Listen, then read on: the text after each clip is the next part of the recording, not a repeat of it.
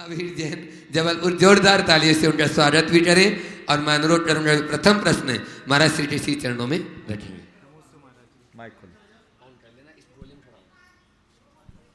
महाराज जी, हम जो भी स्वप्न रात्रि में नियम लेते हैं और स्वप्न में अगर वो नियम टूट जाते हैं तो उनका क्या दोष लगता है हमें? देखिए, नियम अगर आपने जागृत अवस्था में लिया है और जागृत अवस्था में टूटा है तो दोष है। स्वप्नावस्था में आपने यदि कोई नियम लिया तो उस नियम का कोई मतलब नहीं, और जागृत अवस्था में लिए गए नियम यदि स्वप्नावस्था में टूट जाए तो उसमें कोई दोष नहीं। फिर भी हमें कोई भी नियम लें तो ये सोचना चाहिए कि इस नियम को मैं स्वप्न में भी न तोड़ूं। ये आपके नियम के प्रति निष्ठा की अभिव्यक्ति है और अपने द्वारा लिए गए नियम को हर हालत में निभाना चाहिए। और यदि स्वप्न में कोई नियम टूट जाए तो कम से कम नमोकार मंत्र की एक माला, और एक माला न फेर पाओ तो 9 बार नमोकार मंत्र पढ़ करके अपनी निंदा ग्रह करना, और ये सोचना कि मेरे मन में कोई सूक्ष्म संस्कार ऐसे रहे होंगे जिससे प्रभावित होकर के मैंने ये नियम तोड़ दिए। हे भगवान, मुझ में ऐसी शक्ति आए कि जो मेरे अंदर के थोड़े बहुत संस्कार है खोटे वे नष्ट हो और मैं अपने नियमों का निष्ठापूर्वक निर्वाह कर सकूं। अभी इस बच्चे को बुलाते समय कहा गया था, मैंने कई बार बच्चों को संस्कार देने की बात करते समय इसका उदाहरण दिया। 1995 में जब ये 4-5 साल का था और इस बच्चे ने हमको कहा था कि शादी और विवाह में क्या अंतर है और खाना और भोजन में क्या अंतर है, आप लोगों को याद आ गया होगा। ये वही महावीर है और आज इंजीनियर बन करके जॉब कर रहा है अपने संस्कारों को सुरक्षित रखते हुए। ये बहुत अच्छी बात है। नमस्ते। नीरज नीलू कुंभराज, उसके बाद में चक्रेश सुनीता सागर तैयार रहे। नमोस्तु महाराज जी। महाराज जी, कुछ लोग बहुत धर्म करते हैं और दान भी बहुत करते हैं, लेकिन अपने माता पिता को ना अच्छे से रखते हैं ना भोजन देते हैं, क्या उन्हें पुण्य मिलेगा? देखिए, मैंने पहले भी कहा था कि जो अपने माँ बाप की सच्चे अर्थों में सेवा नहीं करते, उनके प्रति श्रद्धा नहीं करते अथवा जन्मदाता माता पिता की उपेक्षा करते, उनकी सारी पारमार्थिक क्रियाएं व्यर्थ हैं, क्योंकि ये सब अनंतानुबंधी कसाई की अभिव्यक्ति है। ये छोटी मोटी कसाई नहीं। जानबूझकर माँ बाप की उपेक्षा करना, उनकी जिनने हमें जन्म दिया, जीवन दिया, संस्कार दिया, जिनके उपकारों से हमारा रोम रोम दबा पड़ा है, ऐसे उपकारी की अवज्ञा और अवहेलना कोई साधारण बात नहीं है। तीव्र कषाय का कुफल है और ऐसे तीव्र कषायाविष्ट व्यक्ति का धर्म केवल दिखावा ही होगा, उसका उद्धार करने वाला नहीं। इसलिए मैं सबसे कहना चाहता हूँ, आप खूब धर्म ध्यान करें, जितना बने करें, लेकिन अपने माता पिता और परिजनों की सेवा को भी अपना धर्म और कर्तव्य मान करके करें तो आपके धर्म ध्यान में 4 चांद लग जाएंगे। कई बार लोगों को ऐसा भी कहना होता है कि मेरे माता पिता का स्वभाव कुछ ऐसा हो जाता है कि हम एडजस्ट नहीं कर पाते। ध्यान रखना, माता पिता का स्वभाव चाहे जैसा हो, तुम्हें तो एडजस्ट करना ही चाहिए और उनको यथासंभव निभाना चाहिए, क्योंकि अभी ये तुम्हारा फर्ज है, तुम्हारा कर्तव्य है। नमोस्तु महाराज। चक्रेश सुनीता जैन सागर, उसके बाद सृष्टि सागर और गौरव जैन सहपुरा बिठोनी तैयार। नमोस्तु महाराज श्री। धर्म के साथ गृहस्थ अवस्था के बंधन को आनंदमय कैसे बनाएं? धर्म के साथ गृहस्थ अवस्था के बंधन को आनंद में कैसे मनाएं? धर्म के बंधन में बंध जाओ, गृहस्थ अवस्था में आनंद ही आनंद आए। समझ गए? जिसके जीवन में धर्म है उसके जीवन में आनंद, और जो धर्म से विमुख है उसके जीवन में अवसाद। अपने मन को आनंद से भरना चाहते हो, धर्म को समझो, धर्म को आत्मसात करो और धर्मानुकूल जीवन जीने का प्रयास करो। कुछ लोगों की ऐसी अवधारणा है कि धर्म धारण करने के बाद हमारे साथ बहुत सारे बंधन हो जाते हैं और उस बंधन में हम अपने जीवन का ठीक ढंग से एंजॉय नहीं कर पाते। मैं इससे सहमत नहीं हूँ। मेरी धारणा तो ये है कि स्वेच्छाचारी जीवन जीने वाले व्यक्ति जीवन का एंजॉय नहीं कर पाते, बल्कि संयम और सदाचार से बंधकर जीने वाले व्यक्ति के जीवन का एंजॉय कुछ ज़्यादा होता है। आप देखिए, एक व्यक्ति हिंसा करता है वो ज़्यादा खुश रहता है, या जो व्यक्ति अहिंसा में जीता वो ज़्यादा खुश रहता है? बोलो। आप सच बोल करके ज़्यादा खुश रह सकते हो कि झूठ बोल के? जिस समय सच बोलते निर्द्वंद रहते हो और झूठ बोलते हो तो मन में द्वंद आता है कि नहीं? आप कोई व्यक्ति किसी की चोरी नहीं करता, वो जितना निश्चिंत रहता है, और एक व्यक्ति किसी की चोरी कर ले तो कौन ज़्यादा निश्चिंत रहता है? चोरी करने वाला या चोरी नहीं करने वाला? एक आदमी सदाचार परक जीवन जीता है और एक व्यक्ति कुशील का आचरण करता है। किस व्यक्ति को ज़्यादा आदर सम्मान और निश्चिंतता होती है? सदाचारी को कि दुराचारी को, लुच्चे लफंगे को? एक आदमी परिग्रह के पैसे के लालच में उल्टा सीधा खटकर्म करता रहता है, तिकड़म लगाता रहता है, और एक व्यक्ति संतोष से अपना जीवन यापन करता है। बताओ प्रसन्नता किसको है? संतुष्ट होकर जीने वाले को या तिकड़म लगाने वाले को? तो अब बताओ, धर्म से निराकुलता है, धर्म के बंधन से निराकुलता है, या धर्म की मर्यादा को तोड़कर यदवा तदवा आचरण करने में? समझ में आ गया? धर्म की मर्यादा का पालन करने में, उसके बंधन में बंधने से जीवन का रस आता है। इसलिए आप जीवन का आनंद चाहते हैं तो धर्म के बंधन में बंध जाओ। एक परिवार अभी कुछ दिन पहले यहीं आया था दिल्ली से। माँ ने बेटे की तरफ इशारा करते हुए कहा कि महाराज मेरे बेटे को समझाओ, ये धर्म से दूर भागना चाहता है, इसको कुछ नियम दो। मैं जैसे उस बच्चे की तरफ देखा, ग्रेजुएट लड़का था, MBA किया हुआ था, उसकी तरफ देखा, बोला महाराज मैं नियम में नहीं बंधना चाहता, मैं बंधन में नहीं बंधना चाहता। मैंने कहा बिल्कुल बंधन में नहीं बांधूंगा, कोई नियम की बात मैं नहीं करता, पर एक सवाल का जवाब दो। बोले क्या? बोले ये बताओ क्रिकेट खेलते हो? बोले हाँ खेलता हूँ। हम बोले एक काम करो, क्रिकेट में एम्पायर हटा दो, समझ गए, पिच हटा दो, क्रीज हटा दो, बाउंड्री हटा दो, कि क्रिकेट के सारे नियमों को हटाकर क्रिकेट खेलो, मज़ा आएगा। बोले महाराज क्रिकेट के सारे नियम हटा देंगे तो क्रिकेट का मज़ा ही खत्म, क्रिकेट का मज़ा तब है जब नियम में बंध करके चलते हैं। मैंने कहा बस जिंदगी का मज़ा भी तब है जब नियम के बंधन में बंध करके चलोगे। इसलिए जैसे खेल के लिए तुम्हें नियम में बंधना पड़ता है, अपने जीवन के आनंद के लिए भी तुम्हें नियमों में बंधना चाहिए, और ये नियम का बंधन तुम्हें सब द्वंद्व से मुक्त करके आनंद मूलक जीवन जीने का रास्ता प्रशस्त करता है। नमोस्तु महाराज श्री आहार दान देने में और उसकी अनुमोदना करने में क्या फल? देखो, जो साक्षात दे सके वो दे, और जब न दे सको तो अनुमोदन करो। कुछ लोग ऐसे होते हैं देने की अनुकूलता और अवसर होने के बाद भी कहते हैं हम तो अनुमोदन करते हैं।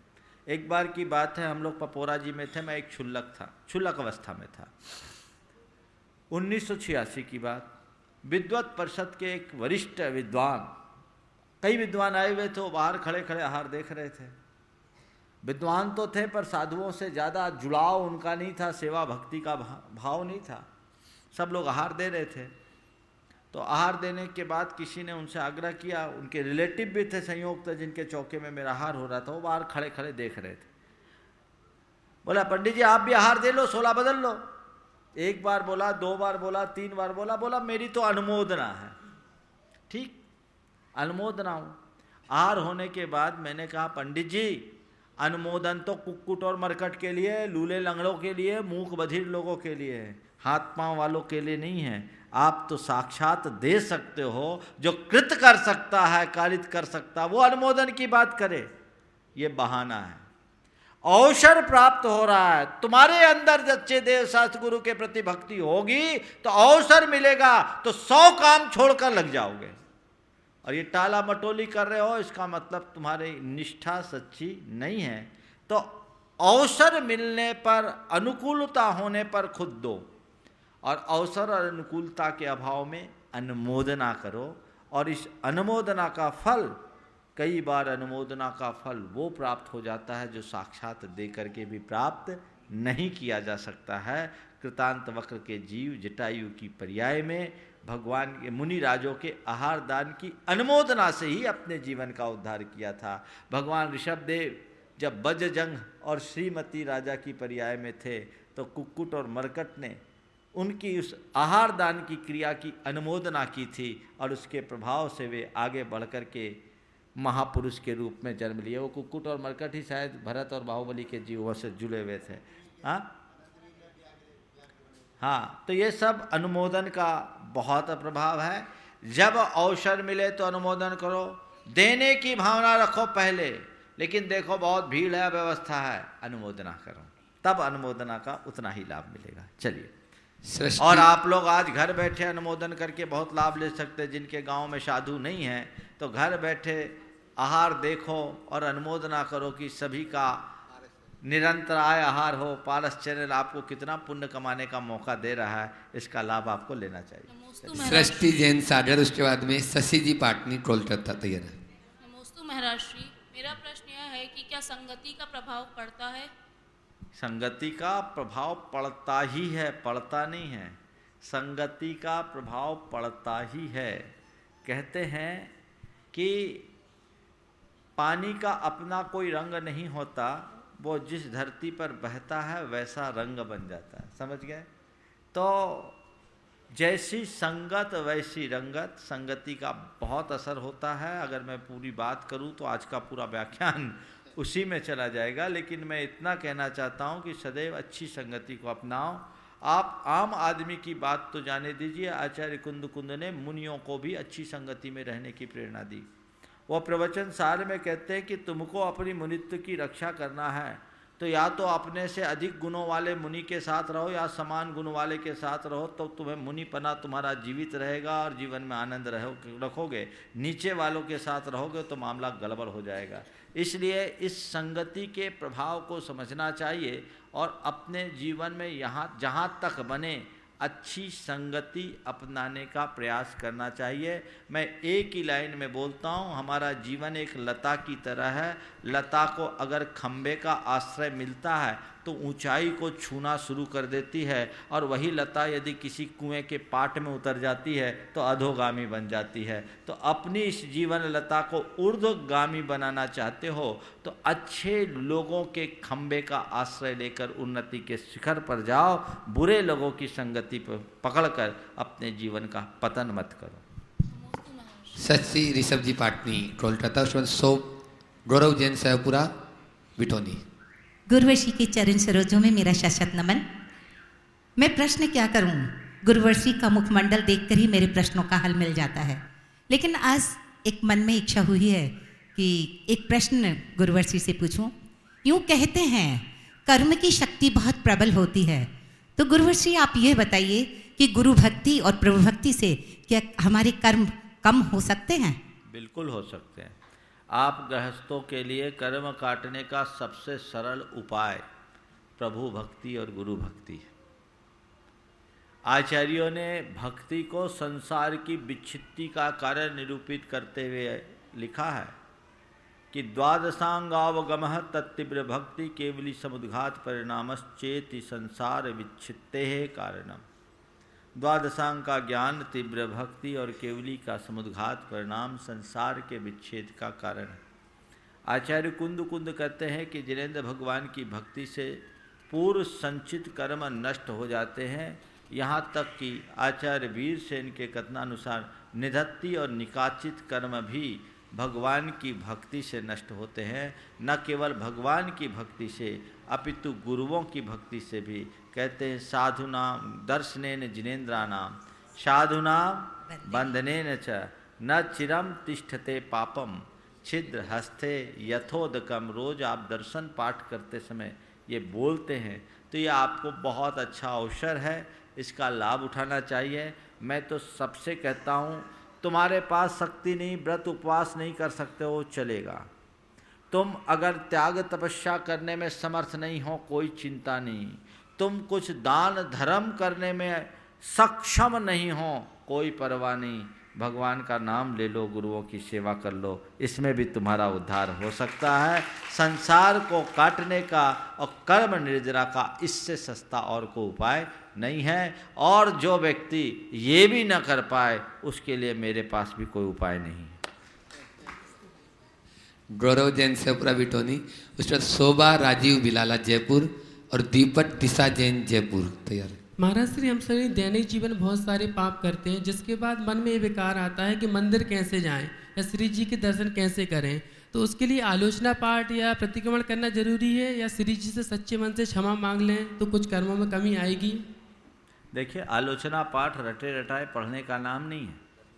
आलोचना, आप, ये बहुत अच्छी बात है, बहुत अच्छा प्रश्न किया इस युवक ने कि गृहस्थों के द्वारा क्या हर व्यक्ति के जीवन में बहुत सारे उल्टे सीधे काम होते हैं, और गलत काम करने के बाद यदि आपको ये लगता है कि मैंने गलत किया तो ये शुभ लक्षण है। क्योंकि अज्ञानी व्यक्ति पाप करता है पर उसको परवाह नहीं होती, और समझदार व्यक्ति पाप करता है किसी परिस्थितिवश तो भी उसका मन कचोटता है, और मन की ये कचोट तुम्हारे पाप की स्थिति को कमज़ोर कर देती है, उसकी शक्ति को मंद कर देती है। इसलिए मन की ये कचोट बहुत अच्छी बात है। फिर भी गलत करने के बाद भी अच्छा करने का अवसर कभी चूको मत। भगवान के चरणों में जाओ, और आलोचना या प्रतिक्रमण करने का मतलब ये नहीं कि हम लिखे लिखाए शब्द पढ़े या रटे रटाए शब्द बोले। भगवान से जाकर क्षमा करो, मांगो, हे प्रभु, आपका सेवक होने के बाद भी मैंने गलती कर दी, मुझसे ये दुष्कृत्य हुआ, मुझ नादान को अबोध समझकर क्षमा करना, और ऐसी शक्ति देना जिससे कि इसकी पुनरावृत्ति न कर सकूं। और 9 बार नमोकार मंत्र पढ़ो, और बार बार उस चीज़ को मैं न दोहराऊँ, ऐसी शक्ति जगाओ, तो इससे दोहरा लाभ होगा। एक तो मन की गिल्ट निकल जाएगी, और दूसरी बात, ऐसे दोषों की पुनरावृत्ति न करने में समर्थ बन जाओगे। ये दोनों चीज़ें लेकर के चलना चाहिए। इसे ही भाव प्रतिक्रमण समझो। मन तो चंचल होता है, तो मान लो दोबारा वही पाप हो गया, फिर सुधारो, बार बार उसके प्रति अवेयरनेस लाओ। एक व्यक्ति वो है जो गलती करके ही गलती नहीं मानता, और एक व्यक्ति जो गलती करके कम से कम इतना मानता तो है कि मैं गलत कर रहा हूँ। जब तक तुम्हें इस बात का एहसास है कि मैं गलत कर रहा हूँ, तुम्हारे सुधार की 100 संभावनाएं हैं, और जिस दिन गलती का एहसास खत्म, तुम्हारी सुधार के सारे रास्ते बंद। इसलिए पाप से बचना है तो पहले अपराध बोध की भूमिका में आओ। चलो आगे। श्री जी के चरण स्पर्श करने इसका सही तरीका क्या है महाराज जी? श्री जी के चरण स्पर्श, आप लोगों को तो चरण स्पर्श करना ही नहीं है, ये प्रश्न पूछना था, इसको ट्रांसफर हो गया। हाँ चलो ठीक है। महाराज, कुछ लोग बहुत रगड़ के चरण स्पर्श करते हैं, तो हम लोगों को मूलाचार्य में लिखा है कि मुनि महाराज भी यदि गुरु या भगवान की वंदना करे तो एक हाथ दूर से करे। मुनि महाराज भी, विद्यानंद जी का एक लेख मेरे पास आया कि क्या मुनियों को भगवान की प्रतिमा का स्पर्श करना चाहिए। मूलाचार्य के हम लोग तो प्रायः स्पर्श करते ही नहीं। मैंने उस लेख को पढ़ा, मेरे पास अभी वो लेख रखा हुआ है कि मुनियों को एक हाथ दूर से वंदना का विधान बताया, तो एक हाथ दूर से हम भगवान की वंदना करें। हमने देखा है कई जगह लोग भगवान की वंदना करते, चरण छूते हैं, अपने हाथ ऐसे ऐसे रगड़ते हैं और उनकी अंगूठी से भगवान के चरण छिल गए। ओ दर्शन कर रहे कि उपसर्ग, तुम्हारे पाप घिसे या नहीं घिसे पता नहीं, भगवान को तो तुमने घिसे ही डाला। अतिरेक नहीं होना चाहिए। और कई जगह छोटे छोटे जिन बिंब होते हैं वो तो लुढ़क तक जाते हैं, एक एक को छूना अच्छी बात नहीं है। अरे भगवान के चरण छूने की जगह आचरण छुओ, तुम्हारा जल्दी कल्याण होगा। ऐसा लोगों के मन में भाव है कि चरण छूंगा तो मुझे मुक्ति मिल जाएगी। वह बोल रहे ना, वो एक भाव होता है, ये भी भक्ति है, लेकिन भक्ति में विवेक होना जरूरी है, अतिरेक नहीं। ये तो ध्यान रखो कि तुम्हारे हाथ मैले हैं कि नहीं, अंगूठी वगैरह पहने हुए हो तो या तो सब उतार के करो, और फिर तुम वहाँ चरण छू रहे हो देर तक, पीछे वालों को तुम्हारी पीठ दिख रही और भगवान को ही गिरा रहे हो, तो ये तो एकदम से अविवेक है। चलिए। शोभा राजीव विलाला जयपुर, उसके बाद दीपक दिशा जैन जयपुर तैयार रहे। नमोस्तु महाराज श्री। महाराज श्री, मुझे ये जानना माइक पास में। हाँ, जैसे कोई भी जीव इस संसार से चले जाए, वो जैसे हमारे माँ बाप हो या किसी का पति हो, किसी का बेटा हो, हम उन्हें याद करते हैं तो उस पाप से पाप है या नहीं है, और उस पाप से बचने के लिए हमें ये बताओ, किसी व्यक्ति के चले जाने के बाद जब उसे याद करते हो तो सुकून मिलता है कि आकुलता होती है? आकुलता होती तो आकुलता धर्म है कि अधर्म? है। हाँ, अधर्म है ना। अब कहने की क्या जरूरत। वो आदमी चला गया, वो तुमको याद नहीं कर रहा है, तुम मोह बस उसको याद करके दुबले होते जा रहे हो। भूलो, मोह मत करो। हमारा धर्म हमको यही सिखाता है।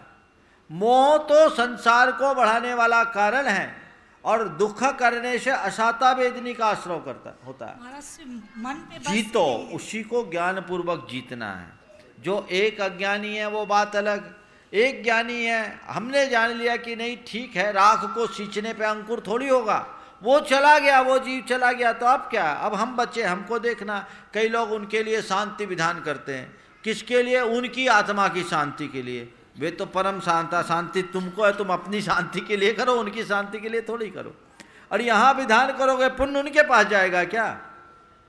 अगर किसी व्यक्ति का वियोग विछोह होता है, उसकी स्मृति आती है, तो उसको अपने वैराग्य का निमित्त बनाकर, कि संसार की नश्वरता का बोधक समझकर अपने परिणाम को क्षम करके भगवान की पूजा आराधना करने में दोष नहीं है। लेकिन उनकी आत्मा की शांति के लिए उनकी पूजा अर्चा करना जैन धर्म के अनुकूल नहीं है। ये चीज़ समझना चाहिए। अपने मन को मोड़ो। कोई किसी को याद नहीं करता।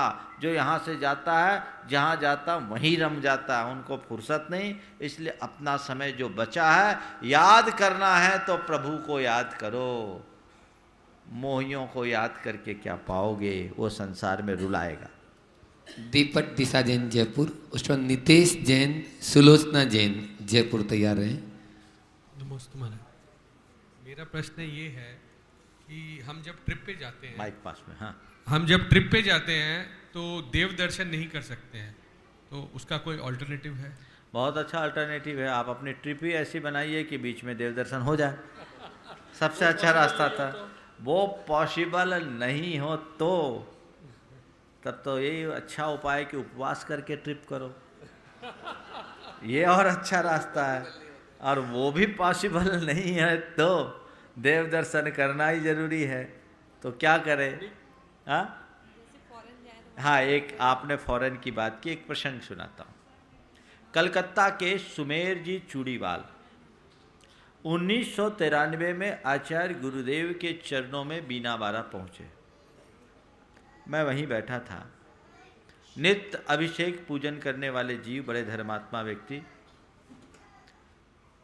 देखो उस बच्चे को ले आओ, तो बड़े धर्मात्मा व्यक्ति, तो उनने कहा महाराज जी मेरे सामने एक बड़ी समस्या आ गई। बोले क्या बात है? बोले 15 रोज के लिए मुझे अमेरिका जाना है। बोले जाते ही, सेठ साहूकार तो देश विदेश जाते ही रहते हैं, देख लो।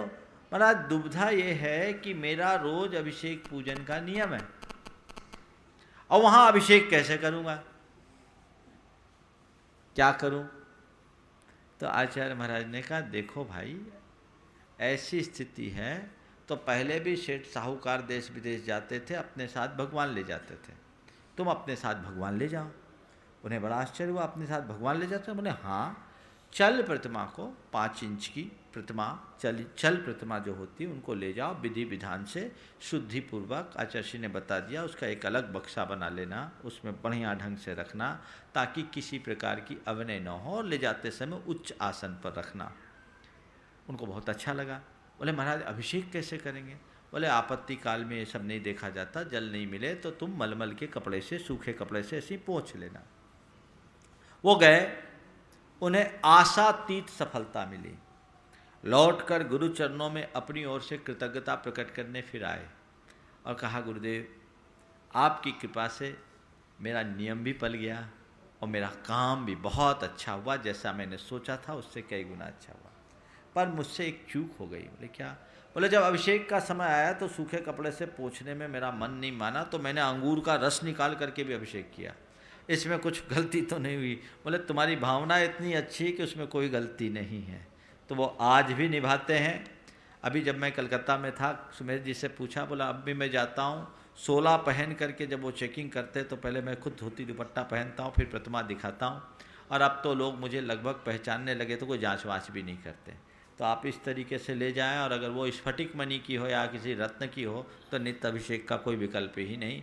दर्शन करके आपातकालिक ये धर्म पाल सकते हैं, लेकिन ऐसा मेरी बात सुनकर भारत में भी यहाँ से वहाँ होने वाले न करने लगे, नहीं तो मामला गड़बड़ हो जाएगा। नहीं तो आप अपने अटैची के साथ एक भगवान की अटैची रखने लगोगे, गड़बड़ हो। ये क्वचित कदाचित आपवादिक स्थिति में ही करना, इसको विधान मत बनाना, समझ गए। बस हमारा धर्म का जो भाव है वो पूर्ण होते रहे, मेरे नियम का निर्वाह होता रहे और हम अपने आवश्यकों का पालन कर सके, इस भाव से ऐसा कार्य किया जा सकता है। चलिए नितेश जैन, सुलोचना जैन जयपुर, उसके बाद में ब्रह्मचारी सुनीता दीदी तैयार है। नमस्ते महाराज, हम चोराट समाज हैं। हमारे समाज में नए वेदी का निर्माण होने जा रहा है, तो उसमें नमोकार मंत्र का जाप कम से कम कितना होना चाहिए? यह प्रतिष्ठाचार्य से पूछना। चलो हो गया, वही है, चलो हाँ वही है, चलो आगे चलो। हाँ, ब्रह्मचारी सुनीता दीदी, उसमें मेघा जय कुमार शाह बारामती और कविता नितिन शाह पूना तैयार है। महाराज श्री नमोस्तु। महाराज श्री, अभी आप बता रहे थे कि गुरु भक्ति और प्रभु भक्ति से मोक्ष रूपी द्वार खुलता है, तो हमें गुरु भक्ति किस प्रकार से करना चाहिए? गुरु भक्ति किस प्रकार से करना चाहिए? देखिए, गुरु भक्ति के दो रूप हैं, एक है सेवा और एक है समर्पण। सेवा रूप गुरु भक्ति बाहर दिखती है, गुरु के आहार विहार में सहभागी बनना, उनके लिए जो आवश्यक है वो वैयावृत्ति करना, और अन्य प्रकार की सुख सुविधाओं का ख्याल रखना, ये तो है सेवा। और दूसरा है समर्पण, उन्हें अपने जीवन का आदर्श बनाकर हृदय में बैठाना और उनके दिशा निर्देशों में अपने आप को आगे बढ़ाना, यह है समर्पण। सेवा और समर्पण की पूर्णता में ही भक्ति होती है। भक्ति शब्द का अर्थ निरूपित करते हुए शास्त्र में लिखा है, भाव विशुद्धि युक्त अनुराग है भक्ति। भाव विशुद्धि से युक्त अनुराग। मैंने देखा कई बार लोग सेवा में तो बहुत आगे होते हैं पर समर्पण का भाव नहीं होता। सेवा खूब कर रहे हैं, ठीक है, सेवा कर रहे हैं, लेकिन अगर तुम्हारे अंदर वो समर्पण या श्रद्धा जैसी होनी चाहिए वैसी नहीं है तो भक्ति का सच्चा रूप नहीं है। वो भक्ति तुम्हारे संसार का निवारण नहीं कर सकती। दोनों का संपुट होना जरूरी है, क्योंकि हमारे आराध्य हैं, इन्हें हम परमेष्ठी के रूप में पूजते और मानते हैं। तो सेवा भी करो, श्रद्धा युक्त समर्पण अपने हृदय में रखो, तब तुम्हारा बेड़ा पार होगा। इसके अलावा और कोई रास्ता नहीं। गुरु भक्ति कैसी करनी चाहिए तो पुराण का एक प्रसंग में सुना रहा हूँ, धन्य कुमार के जीवन का। धन्य कुमार की कथा आप लोगों ने पढ़ी होगी। धन्य कुमार चरित्र में जो पहले अकृत पुण्य था, अकृत पुण्य की अवस्था में उसकी माँ सब कुछ खोने के बाद एक व्यक्ति के घर खाना बनाने का काम करती थी, और माँ ने कहा कि बेटे मैं आज खीर बनाई हूँ, कोई मुनि महाराज आए तो उनको जाने मत देना, उनको आहार कराना है, तू रुकना। माँ तो अपने चौके में चले गई, पानी लेकर के जा रही थी कुआं से, और अकृत पुण्य अबोध बालक वहीं खड़ा था, होगा 12-14 साल का। संयोग से एक महान मुनिराज रिद्धिधारी महाराज का उधर से आगमन हुआ। अकृत पुण्य ने उनके पांव पकड़ लिए, बोले महाराज आपको नहीं जाना है, आज आपको मेरे घर आना है, मेरी माँ ने खीर बनाया है, और आप अगर मेरे घर आहार ले लोगे तो मेरा उद्धार हो जाएगा, आपको कहीं नहीं जाना है। बड़ा रोचक वर्णन किया गया है वहाँ। और जब महाराज उस बालक की उस भोलेपन पर मुग्ध होकर रुक गए, तब तक माँ दरवाजे पे खड़े होकर हे स्वामी नमोस्तु नमोस्तु कही। महाराज का पड़गाहन हुआ, भक्ति से आहार दिया। वे महाराज अक्षीण महानस रिद्धि के धारी, अक्षीण रिद्धि के धारी थे। महाराज ने पूरा हार लिया, लेकिन इसके बाद भी जो खीर थी जो की त्यों बनी रही। सबको खिलाया, पूरे गांव को खिला दिया, खीर खत्म नहीं हुई। कहते हैं अक्षीण रिद्धि के धारी मुनिराज, उस दिन जो आहार लेते हैं पूरे दिन अक्षीण रहता, कभी खत्म नहीं होता। और वो सबको खिला दिए, कम नहीं हुआ। और उस भक्ति का प्रताप ये रहा कि वो अकृत पुण्य उन्हीं मुनि महाराज की पूरी कहानी मैं नहीं सुना रहा हूँ। उस गुफा के पास गिरकर मरा और मरकर स्वर्ग का देव हुआ, और उस देव पर्याय से आकर धन्य कुमार बना, जिसके जीवन में केवल अभ्युदय अभ्युदय अभ्युदय। ये है भक्ति का फल। हृदय से भक्ति करो, दिखावे की नहीं। मेघा जय कुमार शाह बारामती, उसका कविता नितिन शाह पूना तैयार। समय शिखर जी पर हर एक टूक पर एक एक पादुका है। गौतम गण के टूक पर 24 बीच में है, और इस साइड में 5, इस साइड में 5, ऐसा क्यों है? 24 10 34 एक 35 है, 34 एक अलग से है। वो मेरी समझ में आदिनाथ से महावीर तक के 24, तो 24 के एक एक गणधर को, मुख्य गणधरों को ले लिया, और आदि महावीर भगवान के जो 11 गणधर थे उनको और जोड़ दिया, तो 24 और 11 35 हो गए, शायद इसलिए वो किया गया। कविता नितिन शाह पूना, अनुराधा अरविंद शाह फलटन तैयार है। महाराज जी, ज्यादा करुणा का आकुलता का कारण होता है क्या? कोई भी चीज़ जब एक्सेस होती है तो आकुलता तो होती है। करुणा हो, करुणा का अतिरेक आकुलता है, लेकिन ये भी 2 तरह की, एक प्रशस्त आकुलता और एक अप्रशस्त आकुलता। भक्ति में भी आकुलता है। गुरु के दर्शन नहीं हो रहे, रो रहे हैं, भगवान के दर्शन नहीं मिल रहे, रो रहे, ये आकुलता नहीं है क्या? लेकिन ये प्रशस्त आकुलता है। प्रशस्त आकुलता को अच्छा माना गया है, अप्रशस्त आकुलता से बचे। इनके बाद अनुराधा अरविंद शाह फलटन, दीपाली राजकुमार गांधी पूना तैयार रहे।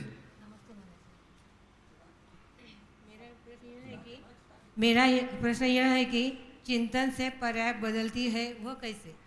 क्या बोल रहे हैं? चिंतन से पर्याय बदलती है, चिंतन से पर्याय बदलती है वो कैसे? देखो, आपके मन में कोई प्रतिकूल संयोग हुआ और आप चिंतित हो गए, आपके सिर पर चिंता हावी हो गई, रात की नींद उड़ गई, चेहरा लटक गया, ठीक है? उस समय की फ़ोटो खींचो, और फिर आपको किसी ने कोई सही दिशा दर्शन दिया और मार्गदर्शन दिया, ज्ञान दिया, और आपने उस बात को पकड़ा और विचार किया, चिंतन किया, हाँ महाराज जी ठीक ही तो कहते हैं, जो होनहार होता है वही होता है, जो होना होता वही होता है। चलो जो हुआ सो अच्छा हुआ, और आपने चिंतन करके समाधान पा लिया, आपका चेहरा खिल गया। तो पहले बुझा हुआ चेहरा और बाद में खिला हुआ चेहरा, दोनों की फ़ोटो को मिलाओ और देख लो चिंतन से पर्याय कैसे बदलती है। समझ में आ गई ना बात?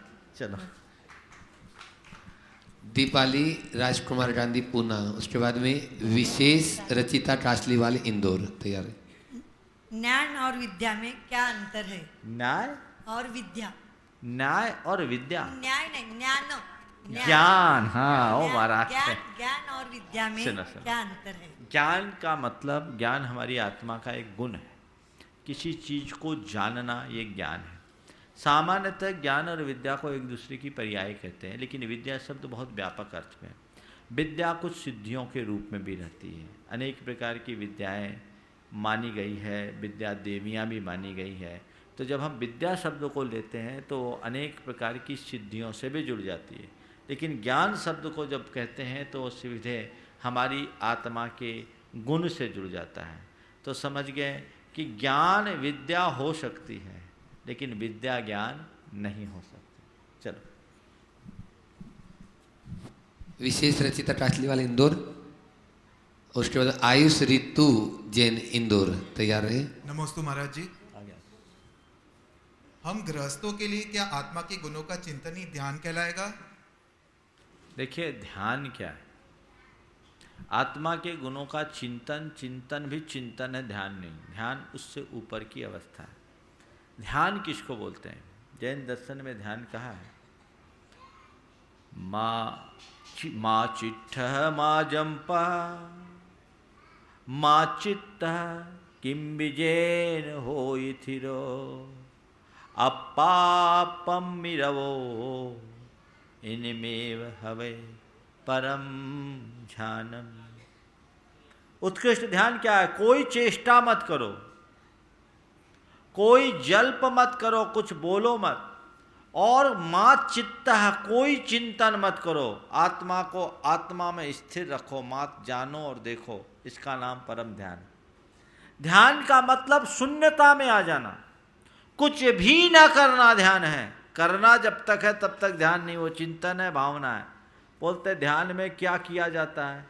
जो कुछ किया दिया जाता है उसको छोड़ने का नाम ध्यान है। सब करना धरना छोड़कर अपने आप में स्थिर हो जाना, इसका नाम ध्यान है। हमारे गुरुदेव ने एक दिन बहुत अच्छी बात की ध्यान की व्याख्या करते हुए, स्थिर ज्ञान का नाम ही ध्यान है। स्थिर ज्ञान, अपने ज्ञान को स्थिर कर देना, यानी इसमें कोई संकल्प विकल्प नहीं होना, समझ गए? तो वो परम ध्यान परम योगियों को होता है। रहा सवाल गृहस्थों को, तो आपका ध्यान क्या है? खोटा चिंतन न करना, अच्छा विचार करना, यही ध्यान है। गृहस्थों के लिए ध्यान की पर्याय में सामायिक शब्द का प्रयोग होता है। सामायिक का मतलब है आर्त रौद्र परित्याग तद्धि सामायिकम मतम। आर्त रौद्र को छोड़कर सामायिक किया जाता है, यानी उल्टे सीधे उटपटांग बातों से अपने आप को बचाओ, शुभ में रमाओ, शुभ का चिंतन करो, भावना भाव। अपने सबकॉन्शियस को जब अच्छी फिटिंग आप देंगे तो उसके बदौलत आपके जीवन में बहुत बड़ा परिवर्तन घटित हो सकता है। आयुष ऋतु जैन इंदौर, उसके बाद डॉक्टर आशा जैन जबलपुर तैयार है। नमस्ते महाराज जी। महाराज जी, 12वें गुण स्थान पे मोहिनी कर्म का क्षय हो जाता है। आगे आगे तो 12वें और 13वें गुण स्थान में सुख बराबर है या कम या ज़्यादा होता है? इसको थोड़ा संशोधित करो। 10वें गुण स्थान में मोहिनी कर्म के क्षय के बाद 12वें गुण स्थान में आते हैं। 12वें वालों को मोहिनी नहीं रहता, ठीक है ना? 10वें में क्षय होता, 12वें में नहीं। अब रहा केवल ज्ञानी के सुख में और 12वें गुण स्थानवर्ती के सुख में क्या समानता है या असमानता? अंतर है। क्योंकि जैन अध्यात्म की दृष्टि से विचार किया जाए तो ज्ञान का नाम ही सुख है, और ज्ञान में चंचलता उत्पन्न करने वाला कर्म मोह है। तो मोह होने के कारण जब तक मोहिनी कर्म है तब तक तो सुख नहीं। मोह के अभाव में बीतरागता की अनुभूति 11वें 12वें दोनों के स्थान में हो जाती है, लेकिन अभी इनको पूर्ण ज्ञान की प्राप्ति नहीं हुई, इसलिए ये छदमस्त हैं, इनका ज्ञान अभी सीमित है। इस कारण से इन्हें केवली भगवान के बराबर सुख की प्राप्ति नहीं।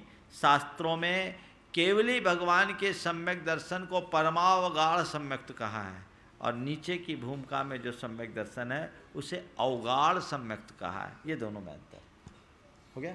श्रीमती चंद्रकला पाटनी रांची, मंत्री गुणायतन, उसके बाद ममता सत भैया सागर तैयार है। नमोस्तु महाराज श्री। महाराज श्री, कभी कभी देखा जाता है कि व्रति से ज़्यादा अव्रति शांत रहता है, तो कर्मों की निर्जरा किसकी ज़्यादा होगी? बहुत अच्छा प्रश्न पूछा है।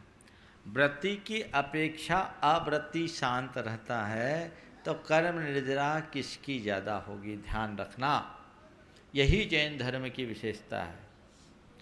व्रति और अव्रति में बहुत अंतर है। आगम के कथनानुसार हो सकता है एक मुनि महाराज को पीतलेश्या हो और एक मिथ्या दृष्टि को शुक्ललेश्या, समझ गए? अब पीतलेश्या 4th ग्रेड की लेश्या है और शुक्ललेश्या टॉप ग्रेड की लेश्या है। पीतलेश्या और शुक्ललेश्या के परिणाम में बहुत अंतर। तो भी मिथ्या दृष्टि शुक्ललेश्या वाला होने के बाद भी मिथ्या दृष्टि होगा और बंधक होगा, और मुनि महाराज कदाचित पीतलेश्या में है तो भी उससे काफ़ी ऊपर। इसी प्रकार एक अव्रति तक 4थे गुणस्थान तक 6 लेश्याएँ हो सकती है। व्रती बनते ही 3 शुभ लेशा में कोई पीत पद्म शुक्ल लेशा, तो कोई व्रती है उसके पास उसके योग्य सबसे हल्की लेशा है पीत लेशा, और एक मिथ्या दृष्टि के पास शुक्ल लेशा है, तो भी व्रती ही उससे श्रेष्ठ होगा। क्यों? भाव शुद्ध होने के साथ साथ अभिप्राय भी शुद्ध होना चाहिए। ये जैन दर्शन की विशेषता है। भाव शुद्धि को लेशा शुद्धि कहते हैं और अभिप्राय शुद्धि को गुणस्थान विशुद्धि कहते हैं। ये बारीक अंतर, इसको समझो। अभिप्राय क्या है? उसका अभिप्राय अभी सांसारिक है, वो मिथ्या दृष्टि है, और इसका अभिप्राय पारमार्थिक है, ये सम्यक दृष्टि है। उसके पास 4 कषाय भले मंद रूप में है, और ये अपनी 2 कषाय व्रती 2 को पार कर दिया और महाव्रती 3 कषाय को पार कर दिया, तो इसकी लब्धि उससे अधिक बताइए। ये अधिक निर्जरा कर रहा है, प्रति समय असंख्यात गुण श्रेणी निर्जरा कर रहा है। वो जो उसकी भाव शुद्धि है, हो सकता है तात्कालिक हो। इसकी जो स्थिति, इसका उद्देश्य क्या है, इसके जीवन का अभिप्राय क्या है, यहाँ जो शुभोपयोग है और उसका जो भाव है, इनमें बहुत अंतर है। वहाँ केवल उसकी बाहरी भाव में शुद्धि दिख रहा, अभिप्राय उसका क्या है। रावण जब बहुरूपनी विद्या की सिद्धि में मगन था, तो कहते हैं ऐसा ध्यान में, ऐसे ध्यान में लीन हो गया कि रविसेन आचार्य ने दिखाया कि यदि ये केवल ज्ञान के लिए ऐसा ध्यान करता, आत्मा की तरफ दृष्टि रख करके करता, तो इसे केवल ज्ञान हो जाता। इतनी एकाग्रता थी। अंगद वगैरह ने कितने उपद्रव किए, वो हिला नहीं, लेकिन उसे केवल ज्ञान नहीं हुआ। क्यों? उसको केवल ज्ञान चाहिए नहीं था, बहुरूपनी विद्या चाहिए थी, ताकि राम का वध कैसे करे, राम की सेना को कैसे खत्म करे, राम लक्ष्मण का वध कैसे करे। ये जो अंदर का पाप का भाव था, विचार, उद्देश्य, वो गलत था। इसलिए शास्त्र में ऐसा लिखा है, ध्यान से सुनना, एक व्रती अव्रती सामायिक में है और एक व्रती कदाचित विषय रति कर रहा हो, गृहस्थ है, तो भी अव्रती 4थे गुणस्थान वालों से रति करते हुए 5म गुणस्थानवर्ती व्रती की निर्जरा ज्यादा होगी, क्योंकि व्रती बनते ही प्रति समय संख्यात गुण श्रेणी निर्जरा होती है। ये अभिप्राय का अंतर है। इसलिए हमेशा अपने अभिप्राय को विशुद्ध बनाओ और जैन कर्म सिद्धांत की इस प्रक्रिया को ठीक ढंग से समझो। कन्हैयालाल जी सेठी, महामंत्री गुणायतन, वही एक प्रश्न और लेके आए अपनी बहन का, जो मंत्री गुणायतन है, लता डंडवाल का। हम अपने काम का निष्पादन तो बहुत करते हैं, लेकिन परिणाम से क्यों डर जाते हैं? जो व्यक्ति अच्छे तरीके से काम का निष्पादन करते हैं, वो कभी परिणाम से नहीं डरते हैं। काम के निष्पादन के बाद परिणाम से वे ही डरते हैं जिनका कॉन्फिडेंस थोड़ा वीक होता है, या जो काम को ठीक ढंग से नहीं करते हैं। साल भर पढ़ाई करने वाला बच्चा परीक्षा देकर बाहर आता, अपना रिजल्ट घोषित कर देता, वो निश्चिंत हो जाता है। और जो ढंग से पढ़ाई नहीं करता, वो 70 मड़िया पूछते रहता है। होता है कि नहीं होता? एक बार एक बच्चा भगवान से प्रार्थना कर रहा था, हे भगवान, मुंबई को भारत की राजधानी बना दे। प्रार्थना कर रहा, हे भगवान, मुंबई को भारत की राजधानी बना दे, मुंबई को भारत की राजधानी बना दे, इस प्रकार की माला फेर रहा था। एक व्यक्ति ने सुन लिया, बोला, भाई मुंबई को राजधानी बना दे, भारत की राजधानी दिल्ली है, और मान लो भारत की राजधानी मुंबई बन जाएगी तो तुझे क्या मिलेगा? बोले, और कुछ मिले या न मिले, मैंने पेपर में भूल से दिल्ली की जगह मुंबई लग दिया, कम से कम मैं पास तो हो जाऊंगा। समझ गए ना? तो जो ठीक ढंग से काम नहीं करते उनको हमेशा डर लगता है, और जो अच्छे ढंग से अपने काम संपन्न करते हैं वे सदैव निडर होते हैं। पूछिए। कन्हैयालाल सेठी ममता सतभैया तैयार रहे। महाराज जी, क्या शिथिलाचार्य साधु पूजनीय है? देखिए, शिथिलाचार हमारे आगम में कतई विधेय नहीं है। साधु की मुद्रा मुद्रा है, और इस मुद्रा का पूर्णतः मान होना चाहिए। ये विडंबना है इस युग की कि आज मुनि मुद्रा की जो मौलिकता है वो खंडित होते जा रही है, और समाज की आंखें बंद है। पहले थोड़ा बहुत भी शिथिलाचार होता था, उस शिथिलाचार को समाज बर्दाश्त नहीं कर पाती थी। आज खुल्लम खुल्ला शिथिलाचार, और उसको भी समाज ने स्वीकार कर लिया। जो आचार्य कुंद के निर्देशों का पूरी तरह से उल्लंघन है। द्रव्य क्षेत्र काल भाव के अनुरूप चर्या में बदलाव हो करा जा सकता है, लेकिन चर्या में वैसे किसी परिवर्तन की आज्ञा नहीं जिससे हमारे मूलभूत व्रत ही नष्ट हो जाए। मूल को सुरक्षित रखते हुए कहा गया है, सर्दी तुम सहन नहीं कर सकते, बंद कमरे में रहो, लेकिन हीटर जला के रहना तुम्हारे लिए ठीक नहीं। तुमसे गर्मी बर्दाश्त नहीं हो सकती, तुम बहुमंजिली इमारत के नीचे तल में रह लो, अपेक्षाकृत सह लोगे, लेकिन तुम अपने लिए एयर कंडीशन लगा लो, ये अच्छी बात नहीं है। साधु अपनी आत्म शुद्धि के लिए और साधना के लिए इस मार्ग को अपनाता है। ये साधु की भी जिम्मेदारी है कि वह अपनी चर्या का निर्बाध पालन करे, और श्रावकों की भी ये जिम्मेदारी बनती है कि साधु की चर्या को निर्बाध बनाए रखने की व्यवस्था करें। आगे ममता सतवैया सागर, उसके बाद संजय अजमेरा, सुमेर स्टोर। महाराज जी, शांति विधान और पार्श्वनाथ विधान क्या रोज कर सकते हैं? भगवान की पूजा है, रोज करो, क्या बात है? लेकिन लोग बात कहते हैं ये अनुष्ठान है, ये पर्वों पर होता है।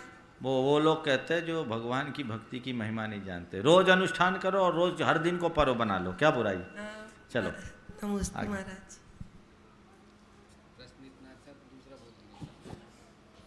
महाराज, भक्ता में स्तोत्र रात में पढ़ सकते कि नहीं?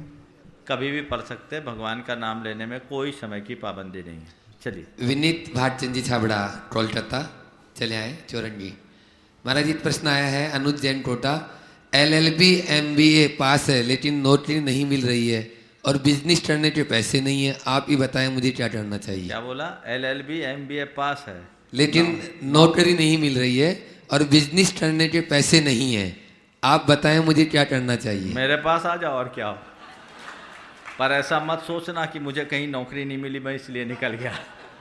अरे भाई, LLB MBA पास है, बिजनेस करने की पैसे नहीं हैं, तो भी तुम्हारे पास बहुत कुछ हुनर है, काम कर सकते हो। मैं फिरोजाबाद में था, मेरे पास एक युवक आया, अनुराग सिंह, देहरादून का युवक था, बहुत पुरानी बात है, सन 2002 की। वो युवक बहुत हताशा से भरा था, 3 बार UPSC का एग्ज़ाम दे चुका था, सिलेक्शन नहीं हुआ और अपने जीवन से हार गया था। और उसने कहा कि महाराज जी अब मैंने जीने की इच्छा नहीं है, मन करता है मर जाऊं, मेरे ऊपर बहुत लायबिलिटी है, परिवार की काफ़ी आशा और अपेक्षा थी। 3 बार UPSC दिया, 2 बार इंटरव्यू तक दे आया, मेरा सिलेक्शन नहीं हुआ, मैं क्या करूं? मेरे लिए कोई रास्ता नहीं दिखता। मैंने उसे झकझोरा, हम बोले तुम जैसे पढ़े लिखे प्रतिभाशाली युवक के मुख से ऐसी बातें सुनकर मुझे बड़ा आश्चर्य होता है। तुमने एक ही रास्ता मान रखा अपने जीवन का कि मैं UPSC में पास होऊंगा तभी मेरे जीवन का करियर बनेगा। क्या दुनिया में जो लोग IAS होते हैं उन्हीं का करियर है, बाकी लोगों का नहीं? कितने लोग बैठते हैं? बोले महाराज जी कम से कम 3 लाख। सिलेक्ट कितने होते हैं? बोले जनरल कोटे में मैक्सिमम 200 से 250, उस समय इतना ही कोटा होगा। हम बोले बाकी?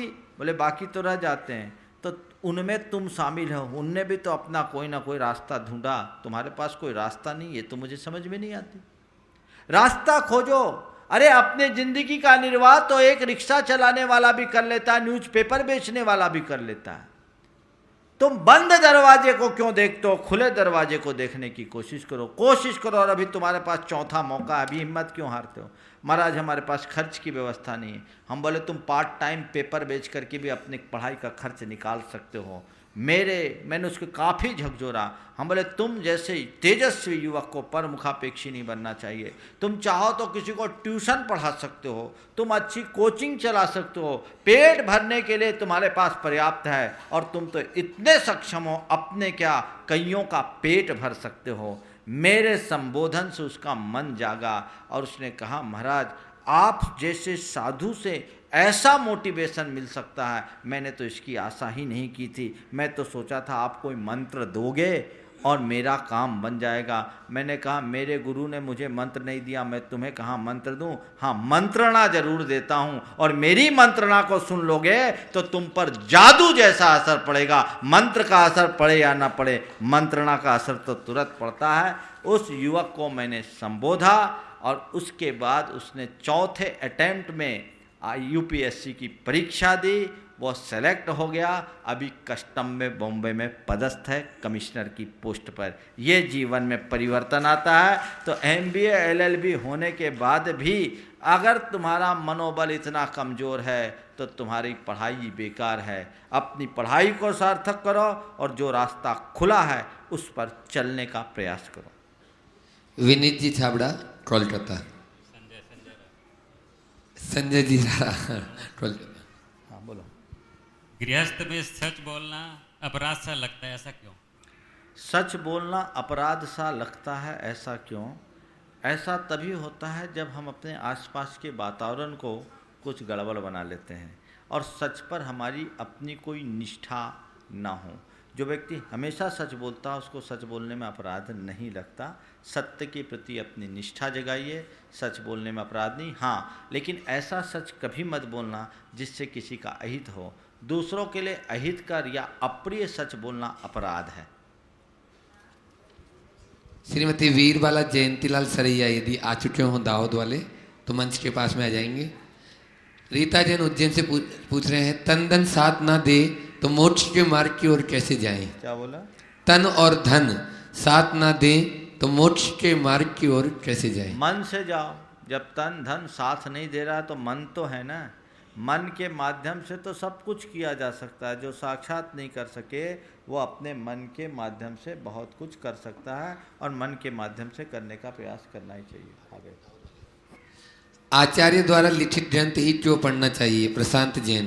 देखो, आचार्य द्वारा लिखित ग्रंथ या मूल प्रामाणिक ग्रंथों को ही क्यों पढ़ना चाहिए, मैं आपको बताऊं। जैन साहित्य में भी बहुत मिलावट हुआ और वर्तमान में भी हो रहा है। जब हम जैन साहित्य के इतिहास को पलटकर देखते हैं तो ये पाते हैं, बहुत ध्यान से सुनना, भगवान महावीर के निर्वाणोपरांत जो परंपरागत हमारा इतिहास चला, उस इतिहास में समय समय पर बहुत सारे ऐसे भी मुनि साधु हुए जिनको जैनाभास की संज्ञा दी गई। काष्ठा संघ, द्रविड़ संघ, यापनी संघ, श्वेतवास संघ, माथुर संघ जैसे कुछ संघ ऐसे थे जिनको जैनाभास की संज्ञा दी गई। आचार्य इंद्रनंदी ने अपनी नीतिसार में इन सबको नीतिसार और श्रुतावतार में इसका उल्लेख काफ़ी अच्छे से किया है। ये सब जैनाभास थे और जैनाभासों के बारे में कहा गया कि इनके द्वारा प्रतिष्ठे प्रतिमाएं भी पूजनीय, इतना माना गया। इन लोगों में ये सब दिगंबर रहते थे और इनके ग्रंथों में कुछ श्वेतांबर मान्यताओं का पोषण होता था। कुछ संघ ऐसे थे जो स्त्री मुक्ति पर भी विश्वास करते थे। और इसके बाद आगे चल करके जब भट्टारक युग आया तो बहुत सारे मंत्र तंत्र आदि की चीज़ें जो मूलभूत अहिंसा और वीतरागता के पोषण करने वाले धर्म से भी विरुद्ध थे, जिसमें शत्रुओं का नाश करने वाले मंत्र और अन्य चीज़ों का भी प्रयोग किया गया, जो हिंसा परक चीज़ें थी, वो भी जैन धर्म में जुड़ गया। इसलिए कहा गया कि हमारे जो मूल संघ के ग्रंथ हैं उनको आप प्रामाणिकता से देखो। और वर्तमान में भी कुछ वर्ग ऐसा है जो मूलभूत आगम के विरुद्ध अपना विवेचन करते हैं, जैसे चतुर्थ गुण स्थान में शुद्धात्मा की अनुभूति मानना, शुभोपयोग को केवल पुण्य बंध का कारण मानना, दान पूजा व्रत उपवास आदि में धर्म नहीं मानना, निमित्त को अकिंचित कर मानना, सब कुछ कर्मबद्ध पर्याय के अनुरूप मानना, ये कुछ ऐसी अवधारणा है जिनको पढ़ने से व्यक्ति भटक जाता है। इसलिए ऐसे भटकाव से बचने के लिए हमें आचार्य प्रणीत ग्रंथ को ही पढ़ना चाहिए। आज समय होने लगा है, इसलिए इस पर भी ज़्यादा चर्चा नहीं करेंगे। आगे की सूचनाएं।